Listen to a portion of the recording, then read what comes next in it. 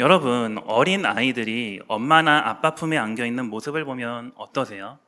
사랑스럽고 아름다워 보이지 않습니까? 저는 그 아이들이 사랑스러워 보이는 이유에 다양한 이유들이 있겠지만 제 개인적으로는 그 안겨 있는 모습 자체가 굉장히 예뻐 보이더라고요. 하지만 여기를 아이를 키우시는 부모님들이 계시겠지만 이것에 대해 부모님들이 갖고 있는 딜레마가 있습니다. 바로 뭐냐면은 도대체 언제까지 안아줘야 하는가? 네, 바로 이거예요. 이 질문에 대해서 사람들마다 제각각 의견이 다릅니다. 한 부류는 정서적인 안정감을 위해서 최대한 많이 안아줘야 한다. 또 한 부류는요, 아니다, 너무 의존적으로 잘할 수 있기 때문에 적당한 나이가 되면은 안아주면 안 된다. 이렇게 얘기하시는 분들도 계세요. 여러분, 아이들을 계속 안고 있는 거, 이거 실제로 해보면요, 정말 어렵습니다. 쉽지 않습니다. 계속 잘 안아주려면 꾸준히 운동을 잘 해야겠죠. 그런데 왜 제 마음은 자꾸 운동을 거부하는 걸까요? 네, 여러분 오해하지 마십시오. 지금 헬스장 잘 다니고 있습니다, 선생님. 네. 어쨌든 여러분, 이 논쟁에 대해서 뭐가 맞냐 틀리냐를 떠나서요, 제가 아는 어떤 분은 이렇게 말씀하시더라고요. 아이들을 낳는 게 점점 크면서 힘들기는 하다. 하지만 마치 아기 원숭이가 자기 엄마한테 찰싹 붙어 있는 것처럼 자신에게 안겨 있는 그 모습이 너무 귀엽고 사랑스러워 보인다고요. 여러분, 이처럼요, 아이들은 그 아이가 2살이든 3살이든 7살이든 상관없습니다. 본능적으로 계속 안아달라고 하고요, 본능적으로 엄마의 품을 갈망합니다. 아이들이 바로 그런 존재이기 때문이죠. 여러분, 오늘 우리가 읽은 시편 131편도 지난주 시편 8편과 함께 제가 좋아하는 시편 중에 하나예요. 왜냐하면 여러분 읽어보셨겠지만 이 시를 읽고 있으면 시인이 그려내는 이 시적인 이미지를 머릿속으로 상상했을 때 굉장히 복잡했던 마음이 편안해지는 느낌이 들거든요.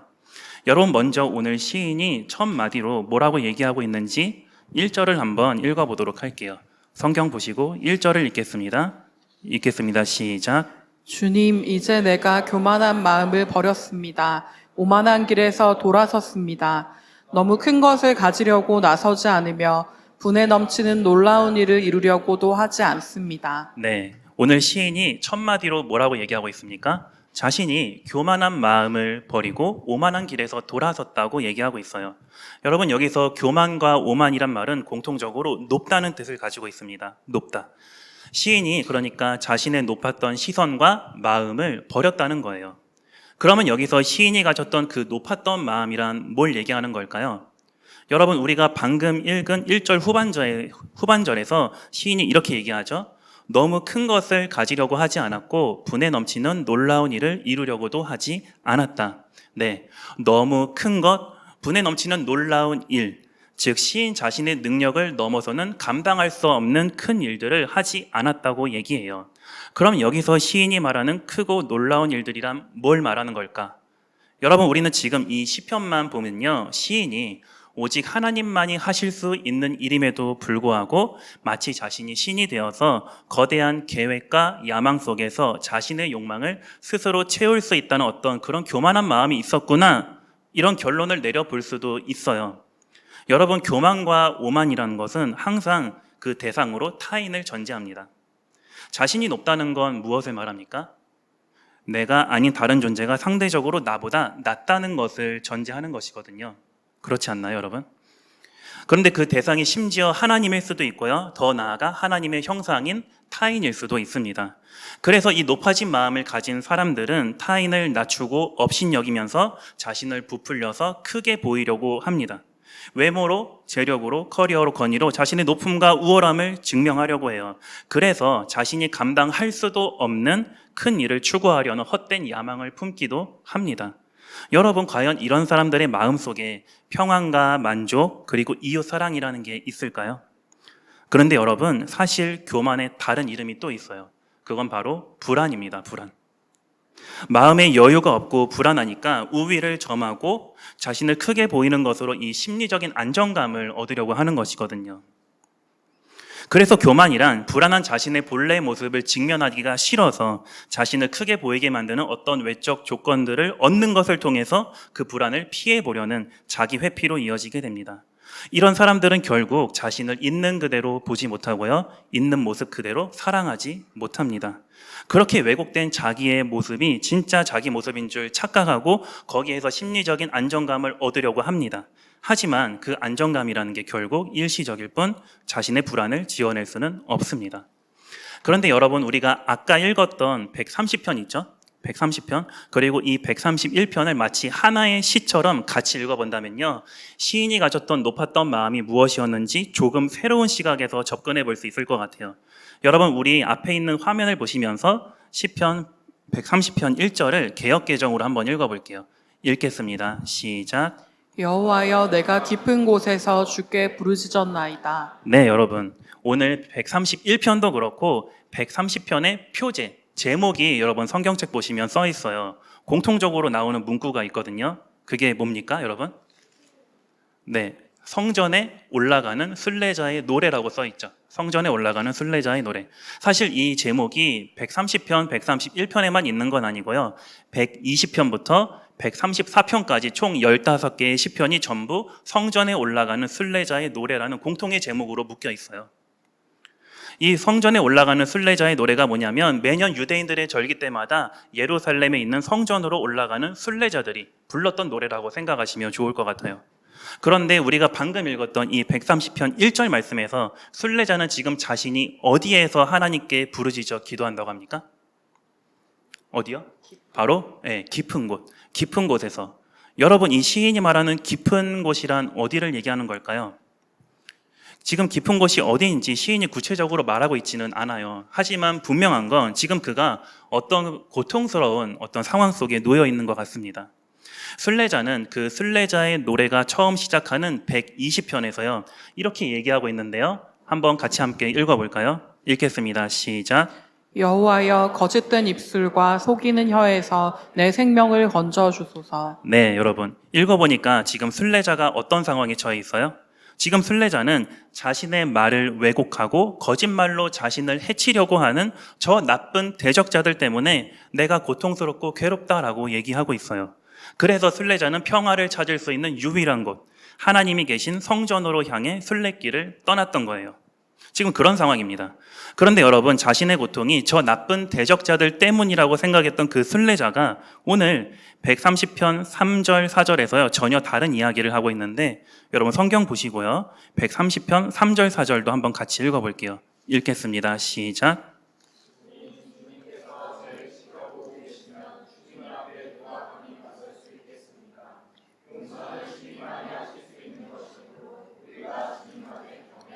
네, 여러분, 순례자가 뭐라고 얘기합니까? 자신의 고통이 저 나쁜 대적자들 때문이라고 생각을 했었는데 알고 보니까 그 고통이 무엇 때문에 일어났다고 합니까?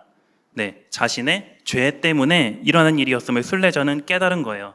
자신이 억울하게 상처받고 고난받고 있다고 생각했던 순례자가 자신의 내면을 깊이 들여다보고 자신의 죄를 발견했던 거예요. 여러분, 실제로 역사적으로도 그랬습니다. 지난주에 말씀드렸듯이 하나님은 다윗 언약이 뭐였죠? 다윗에게 영원한 왕조를 약속해 주셨어요. 하지만 어떻게 되었다고 했습니까? 그들의 죄 때문에 이방인들에 의해서 예루살렘은 멸망당하고 성전은 완전히 파괴되고 말았죠. 그렇게 타국의 포로로 잡혀간 이 공동체들은 자연스럽게 이런 질문을 했어요. 이제 하나님은 우리를 더 이상 사랑하지 않으시고 우리에게 관심도 없으시고 우리를 회복시키시지 않는 것일까? 여러분, 사실 시편 전체에는요, 포로 생활과 그 이후에 계속되는 무기력했던 날들 속에서 느꼈던 유대인들의 감정과 정서가 고스란히 반영되어 있습니다. 어쩌면 아까 순례자가 자신이 깊은 곳에서 하나님께 부르짖고 있다고 했을 때 그 깊은 곳이라는 곳은요, 포로 생활로 인해서 지속된 무기력함일 수도 있어요. 또는 아니면 이 포로 생활이라는 바뀌지 않는 현실에 대한 울분일 수도 있습니다. 하지만 순례자는 깨닫게 됩니다. 자신들이 겪었던 고통이 저 나쁜 이방 대적자들 때문에 일어난 일인 줄 알았는데 사실은 하나님을 떠났던 자신들의 죄 때문이었던 것이죠. 그렇다면 여러분, 시편 131편에서 시인이 가졌던 높았던 마음이란 어떤 마음을 말하는 걸까요? 그건 바로 자신은 아무 문제 없고 옳다고 여기는 바로 그 생각을 얘기해요. 즉, 저 나쁜 대적자들이 문제였지 나는 문제가 없고 나는 옳아요라고 했던 그런 교만했던 생각이 시인이 가졌던 높았던 마음이었던 겁니다. 하지만 여러분, 이렇게 한다고 해서 과연 깊은 곳에 있는 그들의 상황이 조금이라도 나아질 수 있을까요? 어쩌면 그들은 이렇게 해서 심리적인 안정감을 얻으려고 했겠지만 결론적으로 상황은 나아지지 않았고요. 그들의 마음에도 평안은 사라졌습니다. 바로 이 사실을 깨달았을 때 순례자는 비로소 자신이 스스로 깊은 곳에서 빠져나올 수 없는 별 볼일 존재라는 것을 스스로 인정하고요. 하나님 앞에 나아가 죄 용서를 구합니다. 죄 용서를 구해요. 그런데 여러분, 하나님께 용서받는다. 우리가 하나님께 용서를 받으려면 어떻게 해야 됩니까? 용서를 받으려면 우리가 무엇을 해야 되죠? 어떤 분들은요, 죄책감을 갖는 게 하나님께 용서받는 것이라고 착각하는 분들이 계세요. 죄책감을 갖는 것. 즉, 회개 이꼴 죄책감인 것이죠. 하지만 순례자는요, 하나님께 용서받기 위해서는 그런 죄책감이 아니라 하나님의 임재에 대한 기대와 바람을 갖는 것이라고 얘기를 해요. 여러분, 130편 5절을 한번 읽어볼까요? 5절 말씀 읽겠습니다. 시작. 내가 주님을 기다린다. 내 영혼이 주님을 기다리며 내가 주님의 말씀만을 바란다. 네, 여러분, 이처럼 용서받기 위해서는 다른 것이 전혀 필요가 없습니다. 뭔가 크고 대단한 일들을 할 필요가 전혀 없는 거예요. 오직 주님께서 내 옆에 계시면 되는 것입니다. 네, 여러분, 이제 오늘 131편의 시인이 가졌던 높았던 마음이 무엇이었는지 조금 이해되십니까? 그런데 여러분, 오늘 시인은요, 자신의 이 높고 불안하고 요동치는 마음과는 사뭇 대조되는 한 존재를 목격해요. 그게 바로 131편 2절에 있는데요. 2절 한번 다시 읽어보겠습니다. 읽겠습니다. 시작. 오히려 내 마음은 고요하고 평온합니다. 젖된 아이가 어머니 품에 안겨 있듯이 내 영혼도 젖된 아이와 같습니다. 네, 저는 이 구절을 너무 좋아해요. 왜냐하면 이 구절에서 시인이 그리고 있는 이 장면이 너무 아름답게 느껴지거든요. 아기가 엄마 품에 가만히 안겨서 있는 이 모습보다 아름다운 모습이 또 있을까요? 여러분, 여기서 시인이 말하고 있는 젖된 아이는 어떤 아이를 말하는 겁니까? 젖된 아이? 문자 그대로 이제 엄마 젖을 타 먹고 이유식 먹을 준비를 하는 그런 아기를 말하는 걸까요? 여러분, 그런 뜻은 아니고요. 젖된 아이란 바로 이런 거예요. 아기가 엄마 품에 폭 안겨 있습니다. 그래서 엄마가 주는 젖을 다 먹고 그 입을 떼면서 엄마를 지그시 바라보고 천사 같은 미소로 웃어주면서 만족을 느끼는 바로 그런 상태, 그런 평온한 상태를 얘기하는 거예요. 그리고 아기는 그대로 그렇게 엄마의 품에 안겨서 편안하게 달콤한 잠에 빠집니다. 여러분, 여기에 무엇이 더 필요합니까? 세상 부러울 것 하나도 없고요. 무언가가 더 필요 없는 완전한 충족의 상태입니다. 이 시인은 이렇듯 엄마 품에 안겨있는 이 아기의 모습을 보고 자신의 높고 불안한 마음과는 전혀 다른 평온함을 발견한 거예요. 여러분, 아기에겐 별 다른 것이 필요 없습니다. 그저 엄마가 주는 젖과 엄마의 따뜻한 품만 있으면 됩니다. 여러분, 엄마가 아기 품에 안겨 있으면요, 아기는 엄마의 심장 소리를 듣게 됩니다. 엄마의 심장 소리는 아기가 엄마 뱃속에 있었을 때부터 들었던 소리이기 때문에 아기에게 굉장히 안정감을 주는 익숙한 소리예요. 울고 있던 아기가 그 소리를 듣고 있으면요, 불안함이 사라집니다. 마음이 평온해지고 고요해집니다. 단잠이 저절로 듭니다. 이처럼 엄마의 품은 아기에게 사랑과 안정감을 제공해요. 그런데 여러분, 엄마의 품에서 이 아기만 사랑을 느낄까요? 아니요. 엄마도 사랑을 느낍니다. 이 품에 안겨서 젖을 먹고 잠든 아기의 모습이 참 예뻐 보이죠. 많은 분들이 이렇게 얘기해요. 아기는 잘 때가 제일 예쁘다고. 네, 공감하시는 분들 계십니까? 그런데 여러분, 우리가 단지 육아의 고단함 때문에 힘들어서 잠든 아기가 예뻐 보이는 것은 아니잖아요. 작은 발, 그리고 작은 손, 그리고 두 눈을 감고 새근새근 거리는 그 소리, 오감을 통해 느끼는 아기의 모든 것이 사랑스럽고 귀엽습니다. 그저 사랑스러울 뿐이에요. 아기와 엄마 사이의 이 정서적인 교감에 이 두 사람의 완벽한 밀착에 그 어떤 조건도 필요하지가 않습니다. 그 아기의 부족함이 전혀 보이지 않아요. 그저 안겨있는 그 아기 모습 그 자체로 사랑스러울 뿐입니다. 네, 여러분, 이처럼 어린아이에게 엄마의 품은요, 존재 기반이자 생존 본능이에요. 오직 자신을 안아주는 품 안에서만 마음의 고요함과 평온함을 느끼기 때문에 그렇습니다. 그런데 여러분, 지금 자신과 대조되는 어린아이의 평온함을 발견한 이 시인은 그렇다면 이제 무엇을 해야 되죠? 자기 엄마한테 가서 응리응리 하면서 아기처럼 안기면 되는 겁니까? 그러면 평온함이 찾아올까요? 여러분, 지금 시인은 엄마 품에 안겨있는 이 아기의 모습을 보면서 자신도 그렇게 누구의 품에 안기길 원하는 겁니까? 바로 하나님의 품에 안기길 원하고 있는 거예요. 하나님의 품. 하나님의 품에 안겨서 자신의 이 높고 이 불안한 이 마음들을 잠재우고 그 안에서 평온함을 얻기를 원하는 것이죠. 그렇다면 여러분, 하나님의 품은 구체적으로 어떤 겁니까? 하나님의 품이 뭐죠? 여러분, 우리가 하나님께 안기려면 우리가 어떻게 해야 되는 겁니까? 여러분, 아기가 엄마 품에 가장 처음으로 안겨있던 때가 언제일까요? 엄마는 아기를 가장 처음으로 언제 안을까요? 그건 바로 엄마 뱃속에 있을 때부터입니다. 엄마 뱃속에 있을 때부터. 즉, 모태에 있을 때부터 아기는 엄마 품에 둘러싸여 안겨 있습니다. 아기는 태어나기 전부터 처음부터 엄마 품에 안겨 있었어요. 그렇기 때문에 갓 태어난 아기는 본능적으로 엄마의 품을 갈망합니다. 그래서 품이란 것은 모든 인간의 갈망과 동경의 대상이기도 하지만 모든 인간의 시작점이기도 합니다. 우리는 시작점인 그 모태에서부터 품에 있었고요. 그리고 태어나서도 지속적으로 그 품을 갈망하는 존재들입니다. 그런데 여러분, 제가 방금 말한 모태라는 단어 있죠. 모태. 이 모태라는 단어와 성경에서 같은 어근을 공유하는 중요한 단어 하나가 있어요. 그게 바로 이사야 49장에 나오는데요. 이사야 말씀을 같이 한번 읽어보도록 하겠습니다. 읽겠습니다. 시작. 어머니가 어찌 제 젖먹이를 잊겠으며 제 태에서 낳은 아들을 어찌 긍휼히 여기지 않겠느냐. 비록 어머니가 자식을 잊는다 하여도 나는 절대로 너를 잊지 않겠다. 네, 여기 보시면은 긍휼이라는 단어가 보이시죠? 긍휼. 긍휼이란 말은 자비라고 번역되기도 하는데 바로 이 단어가 모태라는 단어와 동일한 히브리 어근을 공유하는 단어예요. 여러분, 긍휼과 모태, 이거는 무엇을 의미합니까? 하나님이 우리를 긍휼과 자비라는 모태 안에서 잉태하고 우리를 낳으셨다는 거예요. 우리는 처음부터 그분의 긍휼 안에 둘러싸여 있었습니다. 여기 계신 분들 중에 임신하고 출산하셨던 경험이 있으신 분들이 계실 텐데요. 여러분, 아기가 엄마 뱃속에 있으면 어떡합니까? 어떻습니까? 아기가 엄마 뱃속에서 꿈틀꿈틀할 때마다 엄마는 그 아이의 태동을 있는 그대로 느낍니다. 있는 그대로 그 아이를 다 느껴요. 긍휼이란 말의 의미가 바로 여기에서 출발하거든요. 여러분, 긍휼이란 그렇다면 무엇입니까? 바로 하나님의 태에서 나온 어린아이인 우리에 대한 그분의 감정이에요. 하나님의 감정입니다. 우리를 가공된 모습이 아니라 있는 그대로 느끼시고 있는 그대로 공감하시고 있는 모습 그대로 사랑하시는 것. 이게 바로 긍휼이라는 하나님의 모태입니다.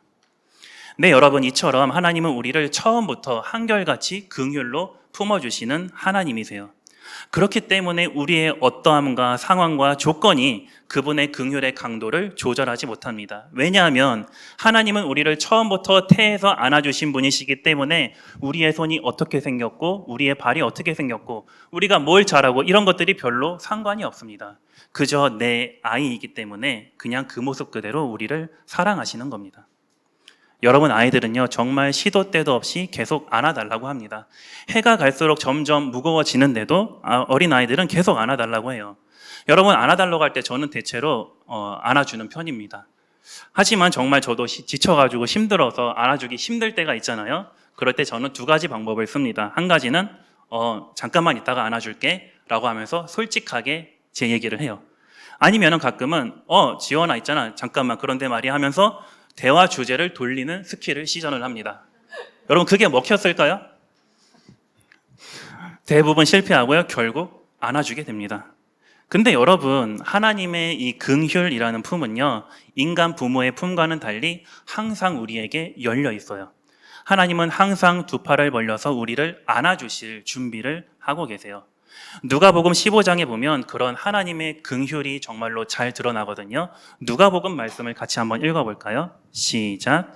그는 일어나서 아버지에게로 갔다. 그가 아직도 먼 거리에 있는데 그의 아버지가 그를 보고 측은히 여겨서 달려가 그의 목을 껴안고 입을 맞추었다. 네, 아버지의 재산을 탕진하고 돌아온 바로 이 탕자. 그의 아버지가 그 아들을 보고 한 행동은 무엇이었습니까? 그를 보자마자 측은하게 여겼고 껴안아 주었습니다. 아들은 돌아갈 유일한 곳이 아버지의 품이라고 여겼고요. 그런 아들을 본 아버지는 그가 어떤 모습이든 상관없습니다. 그저 안아달라고 돌아온 아들을 껴안아 줍니다. 여러분, 이게 바로 시인이 어린아이를 통해 발견한 하나님의 품 긍휼입니다. 여러분, 긍휼이 시인이 안겼던 하나님의 품이었다면 또 한 가지 그가 안겼던 중요한 하나님의 품이 있는데요. 우리 다 같이 130편 7절을 읽어보도록 할게요. 7절 말씀 읽겠습니다. 시작. 이스라엘아 주님만을 의지하여라. 주님께만 인자하심이 있고 속량하시는 큰 능력은 그에게만 있다. 네, 여기서 보시면 인자하심이란 단어 있죠? 인자하심. 이 단어가 많이 들어보셨을 것 같은데 헤세드라는 단어입니다. 헤세드. 바로 이 헤세드, 하나님의 인자하심이 우리가 안겨야 할 또 다른 하나님의 품이기도 해요. 여러분, 하나님이 인자하시다는 게 무슨 뜻입니까? 인자하시다? 이 단어를 듣고 인자하게 웃고 계시는 할아버지의 모습을 상상하시면 안 돼요. 여러분, 인자하심으로 번역된 이 헤세드라는 단어는요, 하나님의 변함없고 한결같은 성품, 한결같은 그분의 사랑, 특별히 무엇에 변함없고 한결같으시냐면 하나님 자신이 하신 약속에 변함없이 신실한 그런 하나님의 성품을 헤세드라고 얘기해요. 아까 130편 나눌 때 잠깐 말씀드렸지만 포로 공동체들은 다윗 왕조의 멸망과 유배지적 현실의 원인을 누구에게로 돌렸습니까? 바로 자신들을 괴롭히는 저 나쁜 이방인 대적자들에게로 돌렸었죠. 하지만 순례자는 이내 그 원인이 자신들의 죄였음을 깨닫게 됩니다. 그래서 순례자가 하나님께 용서를 받기 위해 어떻게 했다고 했죠? 죄책감을 가졌다고 했나요? 아니었죠. 내가 이처럼 형편없고 하나님도 나에게 이제 관심 없고 더 이상 사랑하지 않으시는 것 같고 이제는 이 포로 상황 속에서 도무지 뭘 해야 될지 모르겠다라고 하면서 자신의 깊은 곳에서 헤어나올 수 없을 것 같다고 느꼈을 때 시인은 자신을 안아주시는 하나님의 품을 발견해요. 그 품의 정체가 바로 7절에 나와 있는데 7절을 다시 한 번만 더 읽어볼게요. 읽겠습니다. 시작. 이스라엘아 주님만을 의지하여라. 주님께만 인자하심이 있고 속량하시는 큰 능력은 그에게만 있다. 네, 바로 주님의 이 인자하심, 그분의 변하지 않는 사랑과 변하지 않는 약속, 즉 헤세드가 그가 주목하고 안겼던 품이었어요. 지난주에도 말씀드렸지만 시편의 시인들은요, 탄식이 절로 나오는 고난의 배경 속에서 하나님께 자신들의 솔직한 감정을 토설한다고 했습니다. 토설.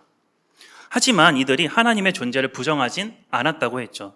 바로 그럴 때 도대체 이들은 무엇을 근거로 하나님이 안 계신 것 같은 이 상황 속에서도 하나님의 계심을 확신했다고 했죠?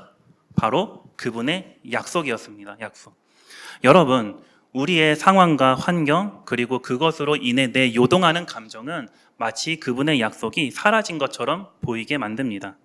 그래서 때로는 우리는 그 속에서 절망과 분노, 외로움과 고독의 감정을 느껴요. 시인 역시 바로 그런 감정의 소용돌이 속에 있었지만 그는 약속을 반드시 이루시고 지키시는 일에 변함없고 한결같은 하나님의 신실하심, 헤세드를 발견하고 그 품에 안겼던 겁니다. 그렇게 자신을 안아달라고 찾아온 그 시인을 하나님은 긍휼과 헤세드라는 품으로 안아주시고요. 사랑의 눈으로 바라보시면서 불안 가운데 휩싸여 있는 이 어린아이와 같은 시인에게 132편에서 이렇게 말씀하시면서 다독여 주세요. 한번 같이 읽어볼게요. 시작. 여기에서 나는 다윗의 자손 가운데서 한 사람을 뽑아서 큰 왕이 되게 하고 내가 기름 부어 세운 왕의 통치가 지속되게 하겠다. 네, 하나님은 다시 그들이 멸망한 줄 알았던 그 다윗 언약이 성취될 것을 말씀하세요. 그러면서 이렇게 얘기하시는 거죠. 괜찮아, 사랑하는 내 아가야. 내가 함께 있을 거니까 불안해하거나 무서워하지 않아도 돼. 그저 내 품에만 있으렴 하면서 시인의 이 불안한 마음을 다독여 주세요. 긍휼과 헤세드, 이 두 가지 하나님 성품이 우리가 영원히 안겨야 할 하나님의 품인 것입니다.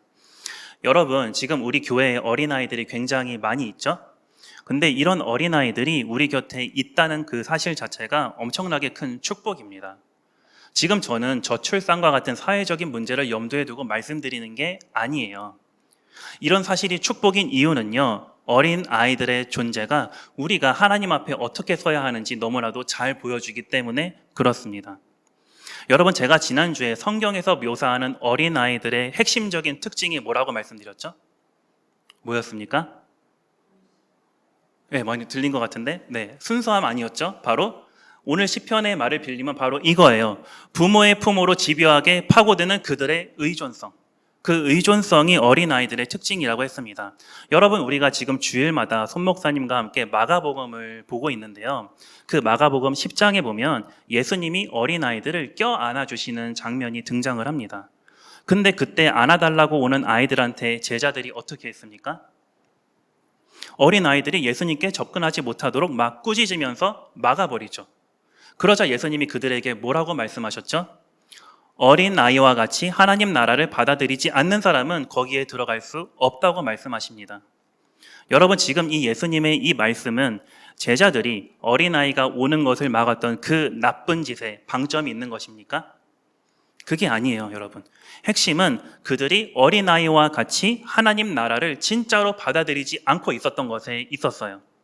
예수님이 어린아이를 껴안아 주시기 전에 제자들이 뭐 하고 있었죠? 내가 더 낫다, 내가 너보다는 더 크다라고 하면서 이걸로 서로 싸우고 있었거든요. 그들은 이미 예수님 품 안에 안기는 것을 거부하고 있었고요. 어린아이같이 의존하는 법을 잊어버리고 있었습니다. 어쩌면 제자들은요, 이 로마의 체제 속에서 자신들의 살 공리를 찾는 생존 방식으로 주님의 품이 아니라 자신들의 마음과 눈을 한껏 높여서 예수님 옆에 한 자리 차지하는 것을 선택하고 싶었는지도 모르겠습니다. 제자의 본질은 어린아이와 같은 의존성이에요. 그런데 그들에게는 그것이 없었던 것이죠. 여러분, 어쩌면 이처럼 우리도요, 어린아이같이 그분의 품에 파고드는 의존하는 법을 잊어버리고 살고 있는 것은 아닐까요? 물론 이 자리에 어린 시절부터 품의 부재를 경험하고 자라왔던 분들이 계실 수도 있을 것 같아요. 따뜻한 품에 안겨봤던 좋은 기억이나 경험들이 없는 것이죠. 아니면 지금 처해 있는 너무 어려운 이 현재적인 상황 때문에 나를 안아주는 품이 없는 품의 부재를 느끼고 계신 분들도 있을 것 같아요. 그래서 우리 중 어떤 분들은 품에 대해서 아예 부정하고 싶은 그런 마음이 드실지도 모르겠어요. 나를 완전히 잘 알아주고 나를 정말 잘 이해해주고 안아줄 수 있는 품은 없다고 말이죠. 하지만 여러분, 여전히 우리는 모두 마음 깊은 곳에서 내 마음을 정말 잘 알아주고 정말 나를 따스하게 안아줄 수 있는 그런 품을 동경합니다. 물론 사람마다 제각각 자신의 깊은 곳, 그 깊음의 성격이나 경중이 조금씩 다를 수 있기는 하지만요, 모든 사람은 고독과 외로움 때문에 또는 지금 다가와 있는 고통 때문에 나를 짓누르는 죄책감 때문에 괴로워서 자신을 안아줄 존재를 찾습니다. 그래서 우리는 품을 때론 부정하기도 하지만 반드시 폭 안길 따뜻한 품이 필요한 존재들입니다. 이것이 바로 우리가 오늘의 시편을 주목해야 하는 이유입니다. 여러분, 말씀을 이제 마치려고 해요. 그림 하나 보여주세요. 네. 이 그림은 19세기 중반부터 20세기 초까지 미국인이었지만 프랑스에서 주로 활동했었던 인상파 여류화가였던 메리 카사트라는 사람의 작품이에요. 이분은 평생 독신으로 살았지만 이 그림처럼 주로 어머니와 아기가 함께 있는 이런 그림들을 많이 그렸습니다. 나중에 한번 찾아보시길 바라고요. 이분이 이런 류의 작품을 많이 그린 건요, 이분의 인생사와 더불어서 그 당시 남성 중심의 사회적인 맥락 속에서 그 이유를 찾을 수 있다고 해요. 하지만 그 이야기는 오늘 우리가 다루는 주제에서 벗어나기 때문에 생략하기로 하고 이 그림만 한번 볼게요. 여러분, 작품을 보니까 어떤 느낌이 드십니까? 그림이 굉장히 따뜻해요. 굉장히 따뜻해요. 부드러운 손길로 아기를 감싸 안으면서 사랑스러운 눈길로 바라보는 엄마. 그리고 그 품 안에서 평온함과 안락함을 느끼면서 엄마의 얼굴을 어루만지고 있는 이 아기의 모습. 작품을 감상하는 우리들의 마음도 마치 작품 속 아기처럼 평안해지는 느낌을 받습니다. 저는 이런 그림들 또는 아기 사진들 아니면 실제로 어린 아기들을 볼 때마다 가끔 이런 생각이 들 때가 있어요. 기억이 나지는 않지만 기억 저편 어딘가에 있는 나의 어린 시절로 돌아가고 싶다. 이런 생각이요. 제 부모님이 완벽했기 때문에 어린 시절로 돌아가고 싶은 게 아니에요. 부모님 때문이 아니라요, 어떤 염려나 걱정이나 두려움이 없었던 그냥 저 시절 그 자체가 그리운 것이죠. 아니, 조금 더 정확하게 말하면 이 작품이 주는 포근함처럼 그런 안락함을 동경하는 것입니다. 사랑하는 여러분, 지금 여러분들을 둘러싸고 있는 각자 저마다의 깊은 곳은 어떤 곳입니까? 그 깊은 곳이 지금 어떤 분들에게는 외로움과 고독일 수도 있어요. 또 어떤 분들에게는 현실이 주는 고통이나 그로 인해서 누적된 피로감일 수도 있습니다. 또 어떤 분들에게는 나를 짓누르는 불안이나 이 죄책감 때문에 있는 그대로의 나를 사랑하지 못하는 것일 수도 있을 것 같아요. 이처럼 우리는 저마다의 깊은 곳 때문에 지금 누가 좀 나를 안아주었으면 좋겠다라고 하면서 어린아이와 같은 평온함, 고요함을 갈망하고 동경하는 것입니다. 나를 진정으로 안아줄 따스한 그런 품이 필요한 것이죠.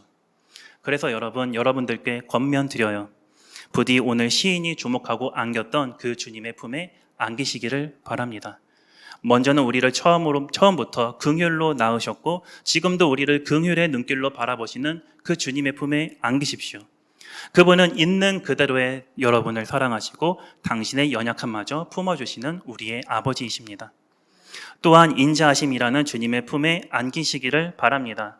남들에게 말 못할 고독과 고통 가운데서 탄식하고 있는 바로 당신을 향한 주님의 약속과 사랑은 단 한 번도 흔들림이 없었고 변함이 없었음을 기억하십시오. 우리는 주님의 품 안에서 영원한 어린 아이입니다. 오직 그분 안에서만 평안과 고요함이 있음을 꼭 기억하십시오. 사랑하는 여러분, 그런데 이런 고독과 외로움, 고독과 고통과 불안 가운데 또 죄책감 때문에 품이 필요한 사람들이 사실은 또 있어요. 그게 바로 누구냐면 지금 여러분 옆에 앉아있는 바로 그 사람들입니다. 내 옆에 있는 그 사람들이 바로 자신들을 따뜻하게 안아줄 품이 필요한 사람들이에요. 오늘 내 옆에 있는 사람들의 말과 행동을 면밀하고 주의 깊게 한번 살펴보십시오. 경청해 보십시오. 안아달라고 사인을 보내는 사람들이 지금 바로 여러분들 옆에 있습니다. 그래서 제안드리고 싶은 건 부디 안아줄 수 있을 때 부디 품이 필요한 그 사람들을 안아주셨으면 좋겠어요. 하나님께 긍휼을 얻었던 것처럼 내 옆 사람을 긍휼로 안아주셨으면 좋겠습니다. 그게 진짜 포옹이든 아니면 물리적인 것이든 정서적인 것이든 상관없어요. 비록 완벽한 품은 아닐 수 있습니다. 하지만 한번 그렇게 서로의 품이 되어 안아주셨으면 좋겠어요. 마지막으로 여러분, 긍휼엔 조건이 없음을 꼭 기억하십시오. 나와 그 사람의 다름이 그에게 긍휼을 베풀지 못할 이유가 되지 못하고요. 품이 되어주지 못할 이유가 되지 못합니다. 오히려 서로 다르기 때문에 품이 되어줄 수 있습니다. 우리 주님께서 그러셨거든요. 여러분 다 같이 로마서 5장 말씀을 마지막으로 읽어볼게요. 읽겠습니다. 시작. 그러나 우리가 아직 죄인이었을 때에 그리스도께서 우리를 위하여 죽으셨습니다. 이리하여 하나님께서는 우리들에 대한 자기의 사랑을 실증하셨습니다. 네, 우리와 너무나도 다른 그분께서 마치 아버지의 재산을 탕진하고 돌아왔던 그 탕자 같은 우리를 그 아버지처럼 두 팔 벌려 안아주시려고 죽기까지 사랑을 실증하셨어요. 손 목사님께서 자주 언급하셨죠. 교회는 사랑을 잘하는 곳이 아니라 사랑을 연습하는 곳이라고요. 서로 다르지만 품이 필요한 이들을 향해서 서로의 품이 되어 안아주셨으면 좋겠습니다. 여러분, 하나님의 품은 우리의 시작점이자 갈망과 동경의 대상이고요. 그리고 우리가 장차 나아가야 할 우리의 종착지가 될 것입니다. 우리는 그분의 품 안에서 영원한 어린아이임을 꼭 기억하십시오. 부디 당신이 어린아이라는 사실을 절대로 잊지 마십시오. 그분의 품 안에 집요하게 파고들 때 우리 안에 높고 요동하는 마음이 잠잠해지고 평온해질 것이고요. 우리를 사랑스럽게 바라보시는 하나님의 따스한 시선을 마주하게 될 것입니다. 부디 어린아이와 같이 하나님의 품을 갈망하고 평생 그 품에 안기는 저와 여러분 그리고 우리 이음습 교회 되기를 주님의 이름으로 간절히 축원합니다.